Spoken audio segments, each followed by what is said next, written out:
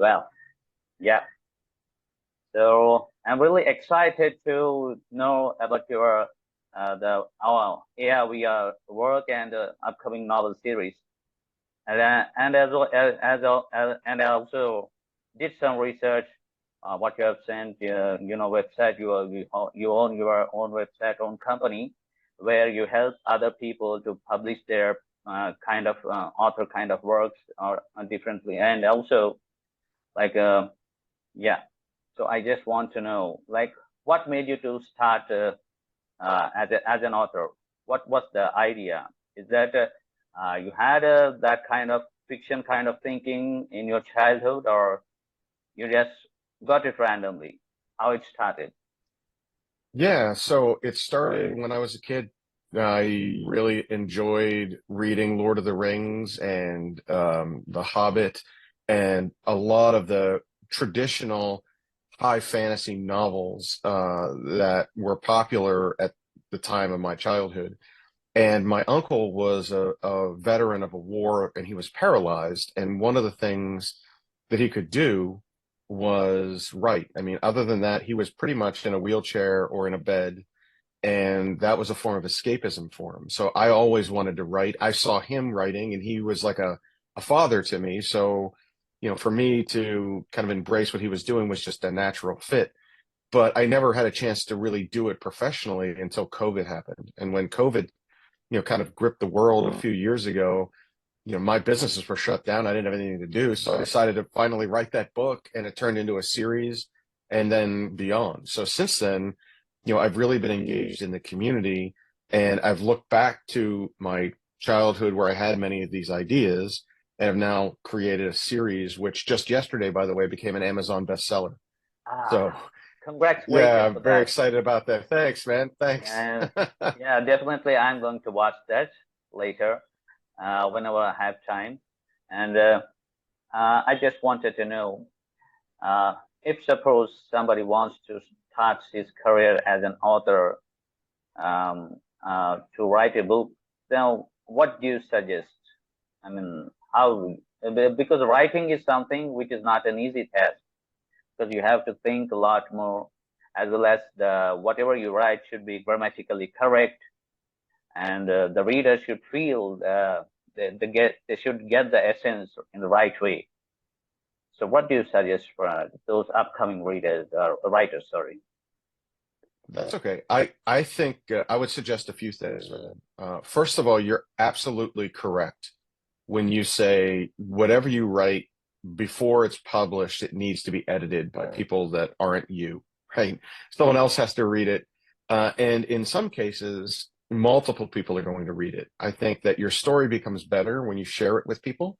And sometimes when you're writing something, you're just too close to it to see errors in it. And so whether it's grammar or spelling or punctuation, or there's a hole in the plot that you just don't see because in your head it already Yeah. happened, but for someone who isn't in your head, they're missing something.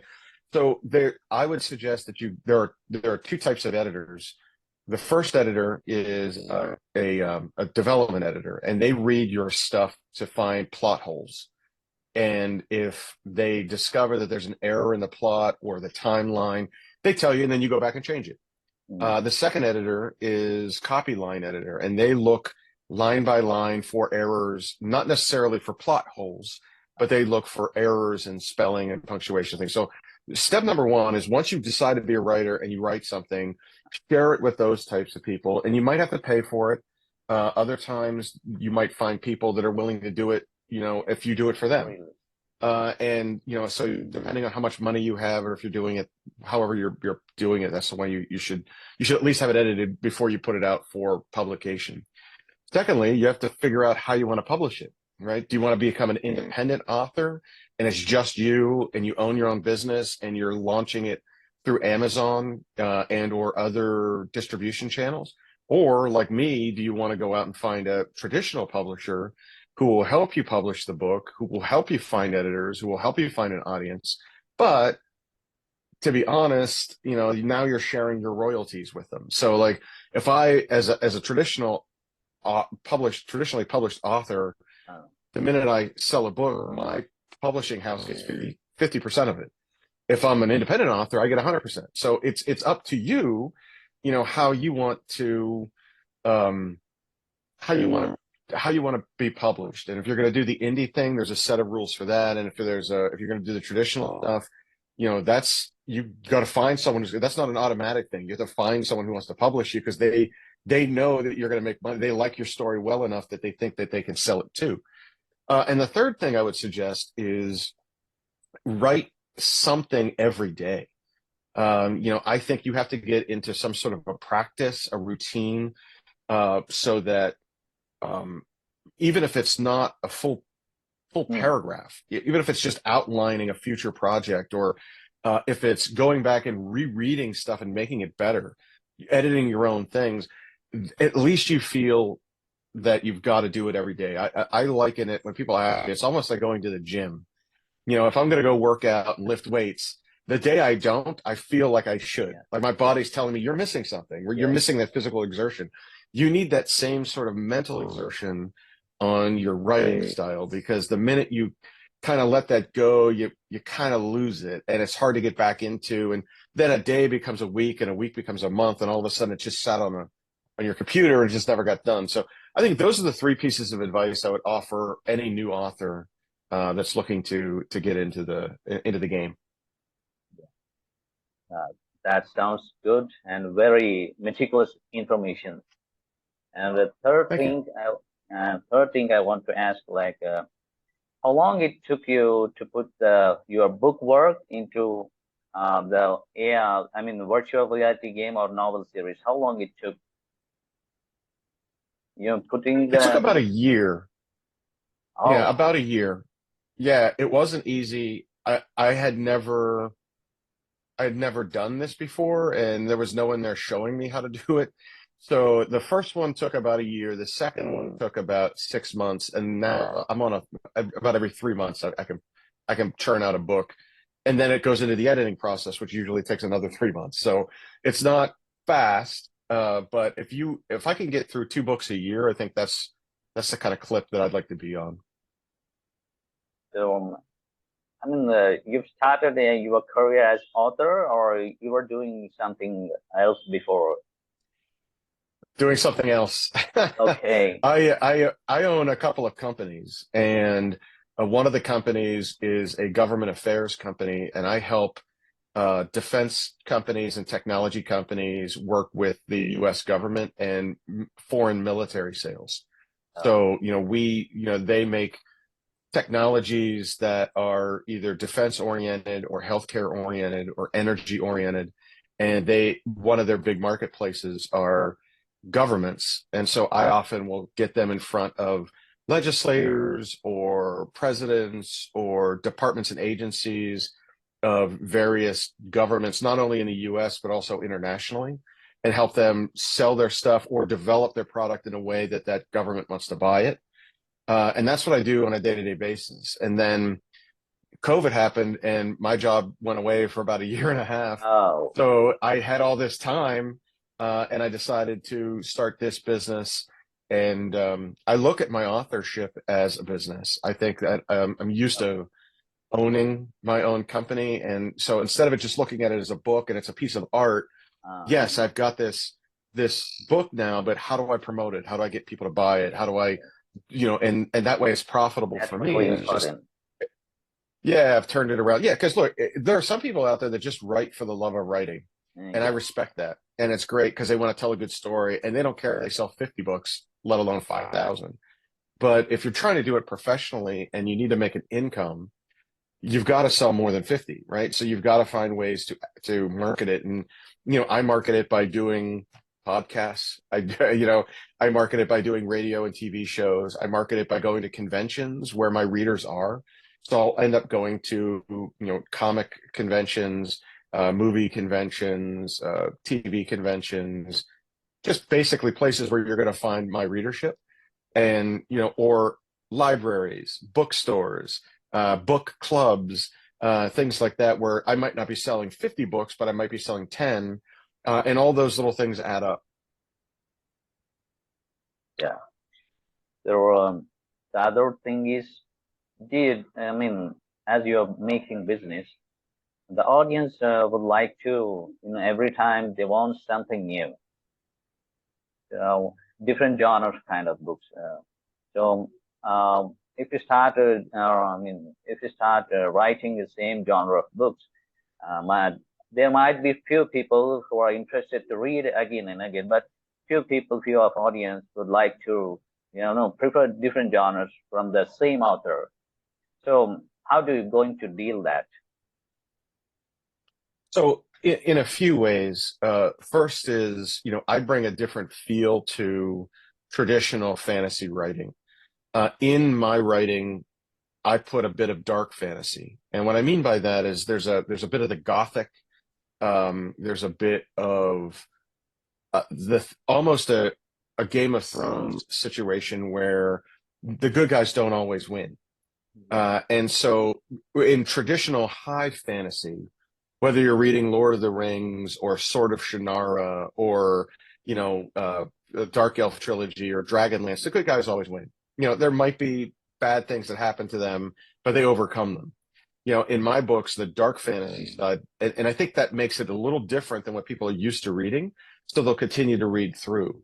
The second answer to your question is I would love to write in a different genre one day, but I'm a new author, and so I'm finishing the first series, and then I've got a second series that will be linked to that first series, and then I've got another separate set of books that are going to be more magic realism. It may not be necessarily epic fantasy or dark fantasy. It might be something different. And that project's still in formulation, but it gets to the heart of your question, which is, people want to read different things from you. Like Stephen King never writes the same book, but he writes the same kind of book. Like, what you're getting. Like if Stephen King wrote a romance novel, that everybody would be like, what is this? Right. But you don't expect that. So as long as I'm next to it, or adjacent to it, I think that folks would hopefully want to buy that and read a different style coming from the same author. Okay. The other thing is, can you just elaborate, like what kind of genre it is and what kind of series it is, just to have a detailed information on that. Just throw a limelight on that. Yeah, so this series, the Warminster Saga, will end with the fourth launch of book, the launch of book 4 at the end of the year, and then there's going to be another 3-book series that's attached to that. Yes. For then follow on that character line. The other one that I'm doing adjacent to it is more akin to Greek mythology, and the use of some traditional myths from around the world. So I have some Asian myths, some Native American myths, I've got Greek myths, and they all kind of play inside this singular realm. And then the third one that I'm working on is sort of a vampire series, a contemporary literature, almost Stephen King-esque horror, novel it's going to be called Requiem of Sorrow. And it follows, it's a modern day book, but vampires exist in it. So it's and that's a couple of years away. Okay. And the other thing is like, suppose if a director approaches you based on your book, so would you like to claim the royalty for that, or how you will deal that situation? How do you? Yeah, so I've already licensed the intellectual property from the series to a video game developer. And so at the end of 2024, the Realm of Warminster will launch in augmented reality. And at the end of 2025, it will launch in virtual reality. So I learned how to deal with that situation. I mean, unfortunately, you have to get the right lawyers that are involved that make sure that your rights are protected. But also, it's kind of fun watching someone else create off of what you've created. Yeah. Right. So, they're now taking what I have in a book and they're turning it into a video game. And not everything that's in the book is going to fit into the video game. And I'm alongside it, helping them with the story, making sure that it's at least partially accurate. Like they're going to do stuff that just isn't in the book, and I get that, right? But at least when they ask questions, I'm helping them develop characters, and they know certain things about, and what characters look like, what the villains look like, what the magic is, and how things work. That's something I'm doing. I've also licensed the book to be converted into a graphic novel, so a comics series, and that's a third medium in which it will be launched. And that's in its early stages, so that's not done yet. And I'm learning how to do that on a director level. If someone were to come and want to do this, take the series and adapt it to big screen, or the small screen, like a Netflix series or a Prime Video series, I think that that would be a lot of fun. I don't understand that industry yet, so I think I'm a little away from that, only because I have I think I need to sell more books. I need to hit more, like that bestseller stuff is going to help me. People will pay attention to that a little bit more. But I need to get more followers on social media. I mean, Hollywood doesn't do the same thing that they used to do and just review a script. They want you to have 500,000 followers, or else they're not going to touch you. And so it's a different marketplace there. But I would love it, and I would bring along my intellectual property lawyers to make sure that I wasn't being taken advantage of. That's an astute move. I try, yeah. And the other thing is, like, it's very important to balance your family life as well. Professionally, you are writing, you're doing something, and personally, you have a different life. And especially if you're an author, you always think on writing, and 24 hours, your brain will start strumming. So how you balance the personal and professional life? Do you balance, or how it is? Oh yeah, I mean, I'm married, and we're the happy parents of 2 dogs. And that's about it. But the dogs, you got to get them out for walks, get them exercise. They're a lot of fun. And my wife, thankfully works and also has some hobbies of her own, which oftentimes lets me steal some hours away when she's gone. She plays sports, and while she's out and about, that allows me to catch up on some things, or while I'm there, I can catch up on some things. But ultimately, I agree with you. I mean, there's got to be that work-life balance, and we try doing that. Every night we spend dinner together. Every night we've got the dogs that take care of. We work during the day, and whether she's at her job or I'm at mine, everybody does that. So as long as you spend some time, like today on the weekends, she's still sleeping, so it's easy for me to go and jump on some of these calls and stuff like that, and plan them around our schedule so that we don't miss spending time together. Do you really think that spending time with the family is really important in the today's world? How in the today's world, how people start behaving, because everybody got their individual freedom, and everybody wants to do whatever they want. But still, yeah, in some places, parents would be a guidance for their children. And most often, children in their age, they don't want to listen to their parents. Whatever we suggest, whatever the parents suggest, they'll just try to ignore. But the kid is too harsh, then he'll neglect whatever we say. So do you think that really, binds the personal relationship in today's world? I think what makes it hard is the interruptions that happen when people are doing their regular day. If you rewound the clock 20 years, people don't have cell phones, right? Yeah.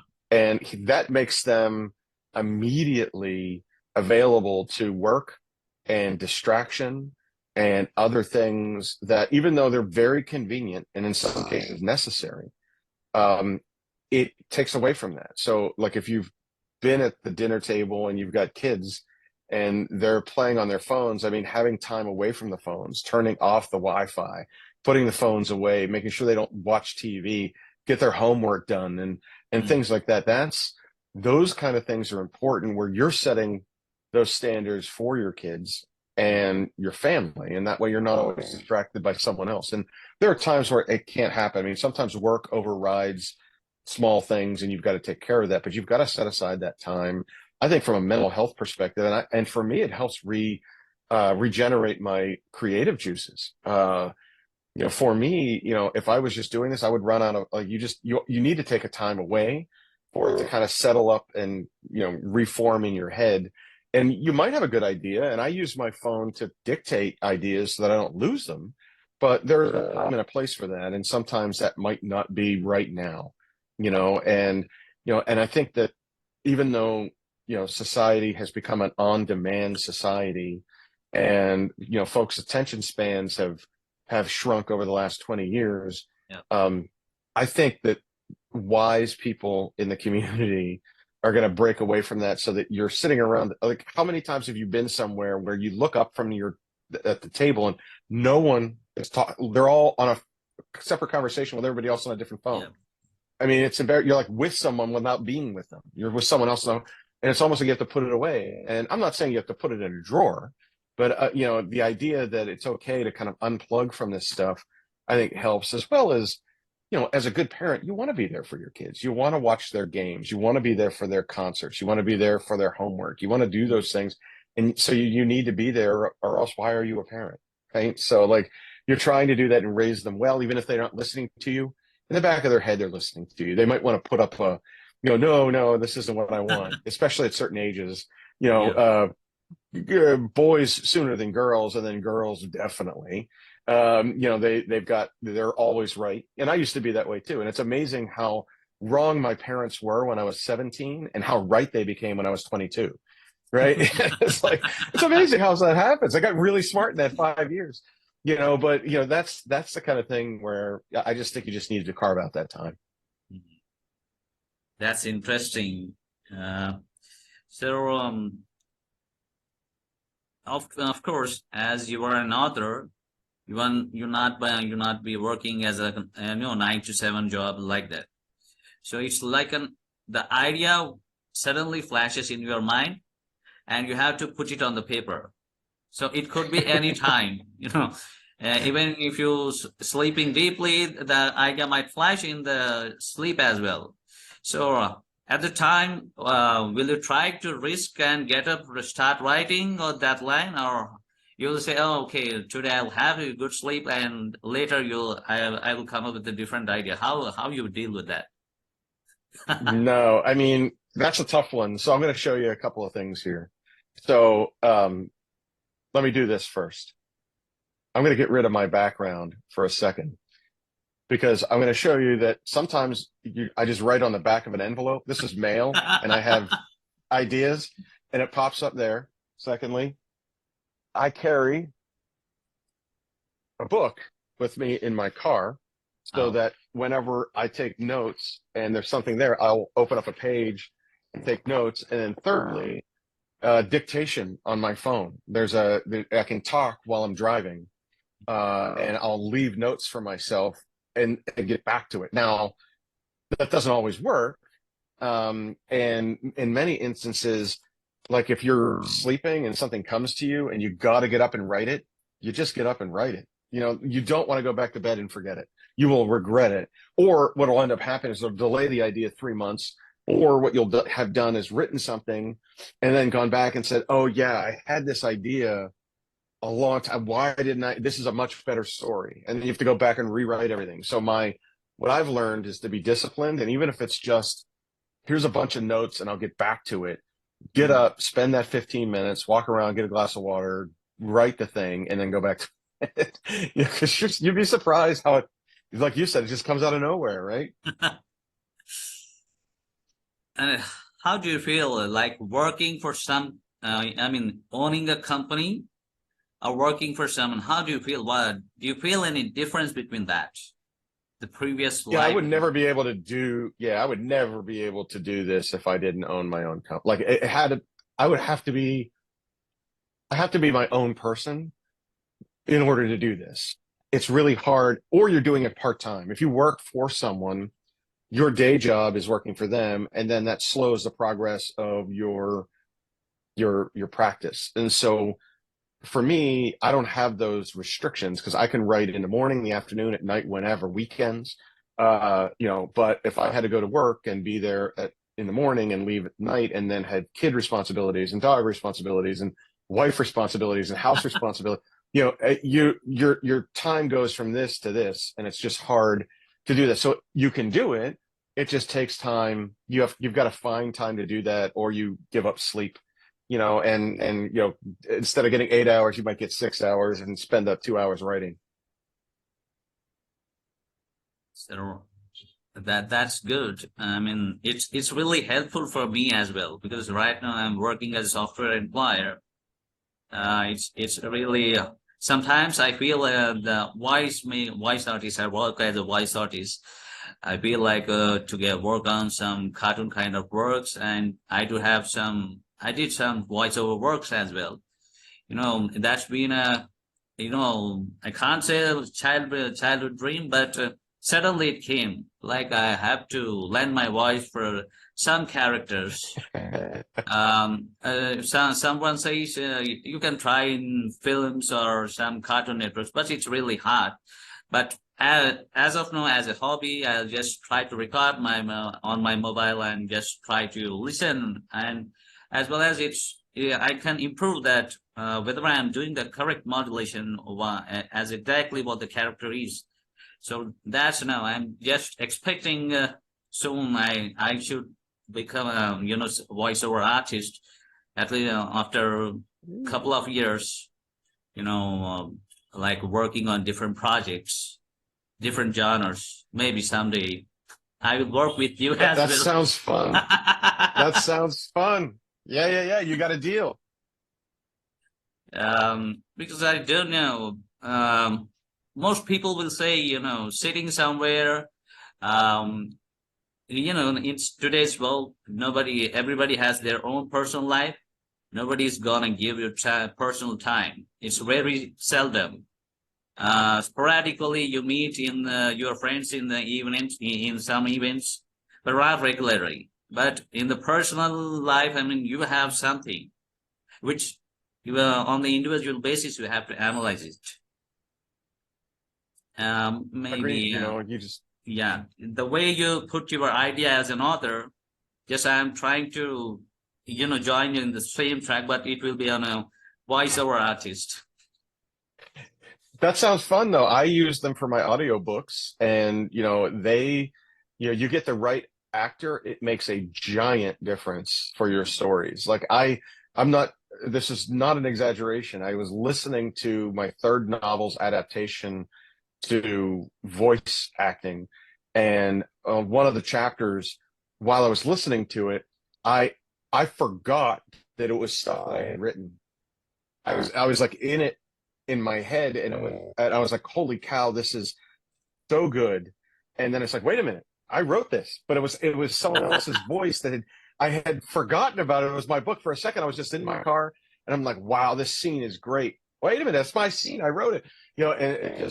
And when you can get to be that good as a voice actor, that really means that you're out there, you're selling the book. People will walk away and they'll remember it. Some people, that's all they do. Like, my wife doesn't read books. She listens to books. It's just the fastest growing marketplace for authors and readers, because everybody, as you said before, their days are crazy. And so you read it on the bus, or you read it on the train, or you read it in your car, and you can't do that while reading it, but you can do it by listening. You're doing laundry, you're at the kids' game, you're doing all that, and you can listen to it, but you can't read it. So, and that way you can get away with that stuff. And I think people have adapted to that. And even though I might not like it as much as others, it is a fast growing market segment that needs to be respected. So you're getting it at the right time. I'll tell you that. There's going to be a need for your services. Yeah.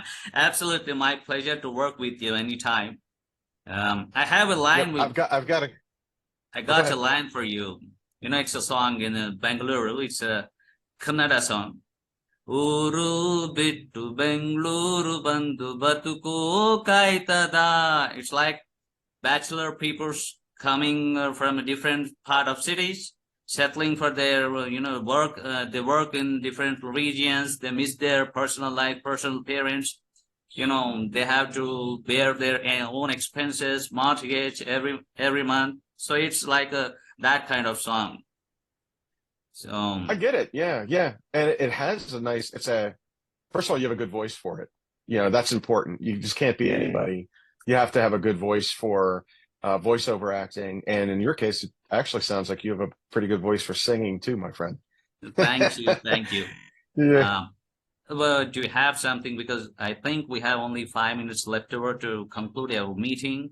So, would you like to say something about your talk show, or would you like to bring up with the further works, whatever you want to conclude? Yeah, sure. So just a few things. First of all, thank you very much for doing this. I appreciate that. My pleasure. And if I could ever return the favor, let me know. I'd be more than happy to do that. I've got a friend that it has a voice. He does voice production, and he looks for people around the world to provide voice acting, and I'll introduce you to him. But also, from my perspective, the Warminster Saga, the 4th book ends and comes out in November of this year, and that'll be the end of the series. So it's the big epic ending. I'm looking forward to that. That should be a lot of fun. My 3rd book's audiobook will release later on this month or early in October. So that's coming up. And, you can follow me at any number of social media places. If you like, just go to jvhilliard.com, or you can find me on Twitter, Instagram, YouTube, TikTok, I don't know, Facebook and Discord. You're I'm on all omnipresent. those places. Yeah, so come and find me. I'd be more than happy to start up a chat. I'm easy to get a hold of, and I always try to get back to people within 24 hours. So I appreciate the opportunity to come on and chat with you, and look forward to the next one. Sure. Thanks for joining. It's been my pleasure. Goodbye.